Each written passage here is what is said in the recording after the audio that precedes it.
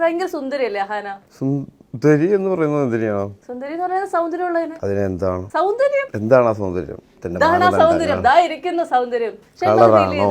കളറാണോ? എല്ലാം കൊണ്ടും കളറും ക്യാരക്ടറും മൊത്തത്തിൽ ആള് ഭയങ്കര സുന്ദരിയല്ലേ? ക്യാരറ്റ് ഇല്ല, ക്യാരക്ടർ എന്താണെന്ന് പറയാം. അഹാനയുടെ ക്യാരക്ടർ. നിങ്ങൾ ഒരുമിച്ച് താമസിച്ചിട്ടുണ്ട് ഒരു ദിവസം? ഉണ്ടോ? ഞങ്ങൾ ഒരുമിച്ച് താമസിച്ചിട്ടില്ല, അതിനുള്ള ഭാഗ്യം ഉണ്ടായിട്ടില്ല. ചേട്ടൻ ലൊക്കേഷനിലൊക്കെ ഒരുമിച്ച് അഹാനയുടെ കൂടെ ഉണ്ടായിരുന്ന ഒരാളല്ലേ? അഹാനെ കുറിച്ചുള്ള ഒരു നല്ല 2 ക്വാളിറ്റി പറയാമോ ചേട്ടാ? 2 ക്വാളിറ്റി? ജസ്റ്റ് 2 ക്വാളിറ്റീസ് പറയൂ. എങ്ങനെയാണ് തിരിച്ചു ഇവിടെ ഷൈൻ ചേട്ടനെ കുറിച്ച് അഹാനയ്ക്ക് തോന്നിയ ഏറ്റവും നല്ല 2 കാര്യങ്ങൾ എന്തൊക്കെയാണ്? വർക്ക് ചെയ്യാൻ നല്ല കംഫർട്ടബിൾ ആയിരുന്നു, നല്ല കറക്റ്റ് ആയിട്ട് ഇൻവോൾവ് ആയിട്ട് നമുക്കും ഭയങ്കര ഒരു സിനർജി തോന്നും, അതായത് നല്ലൊരു എനർജി തോന്നും വർക്ക് ചെയ്യുന്ന സമയത്ത്. അപ്പൊ നമുക്ക് നമ്മുടെ പെർഫോമൻസ് നല്ലതാവും. അപ്പൊ അത് സ്വാഭാവികമായിട്ടും നമുക്ക് നമ്മുടെ കൂടെ അഭിനയിക്കുന്ന ആളിൽ നിന്നും നല്ലൊരു എനർജി ഇങ്ങോട്ട് കിട്ടുക എന്ന് പറയുന്നത് ഭയങ്കര നല്ലതാണ്. ഭയങ്കര സപ്പോർട്ടീവായിട്ട് പുള്ളി ചെയ്യുന്നത് പോലെ തന്നെ ഞാനും നന്നായി ചെയ്യണം എന്ന് ആഗ്രഹിക്കുന്ന ഒരാളായിരുന്നു.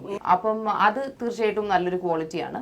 വളരെ സപ്പോർട്ടീവായിട്ടുള്ള കൂടെ വർക്ക് ചെയ്യാൻ ഞാൻ അടി ചെയ്യുന്ന സമയത്ത് എനിക്ക് വളരെയധികം ഇഷ്ടപ്പെട്ടൊരു ക്യാരക്ടറായിരുന്നു. 2ാമത്തെ ക്വാളിറ്റി ഒന്നും പെട്ടെന്ന് ഇപ്പൊ മനസ്സിൽ വരുന്നില്ല. പുള്ളി ഒന്നും പറഞ്ഞില്ലല്ലോ, ഞാൻ പറഞ്ഞെങ്കിലും പറഞ്ഞല്ലോ. അത് തന്നെ പറയണമെന്ന് ആഗ്രഹമുണ്ടോ? എനിക്കിങ്ങനെ തപ്പി തടഞ്ഞു നിൽക്കാൻ താല്പര്യമില്ല. ഞാൻ വ്യക്തമായിട്ട് പറഞ്ഞല്ലോ.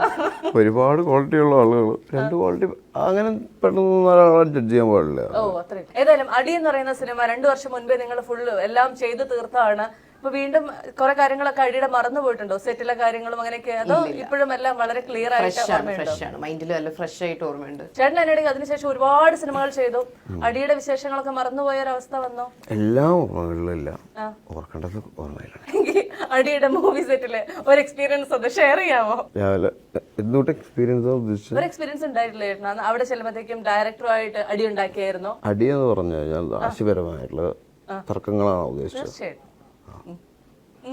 അതുണ്ടാവും സ്വാഭാവികമായിട്ട്, എപ്പോഴും ഉണ്ടാവാറുണ്ട്. ഓക്കെ, അങ്ങനെയാണെങ്കിൽ നമുക്ക് ഏതായാലും കുറച്ച് ചിൽ മൂഡ് പിടിക്കാനുള്ള ഒരു ശ്രമത്തിന്റെ ഭാഗമായിട്ട് ഒരു അടി റൗണ്ട് നടത്താം. എനിക്ക് ഏറ്റവും അധികം അടി കിട്ടിയത് അമ്മയിൽ നിന്നാണ്. എനിക്ക് അങ്ങനെ ഒത്തിരി അടിയൊന്നും ജീവിതത്തിൽ കിട്ടിയിട്ടില്ല, പക്ഷെ സ്വാഭാവികമായിട്ടും അച്ഛനും അമ്മയായിരിക്കും കൂടുതൽ അടി വന്നിട്ടുള്ളത്. അമ്മയുടെ നിന്നായിരിക്കും. ആണ് ചേട്ടൻ ആരിൽ നിന്നായിരിക്കും ഏറ്റവും? അമ്മയുടെ നിന്നാണ്. ഏറ്റവും ലാസ്റ്റ് അടി കിട്ടിയത് എപ്പോഴായിരിക്കും? അതെ, ഈ അടുത്ത് കിട്ടിയിട്ടുണ്ടോ? അതെന്തിനായിരുന്നു ചേട്ടാ?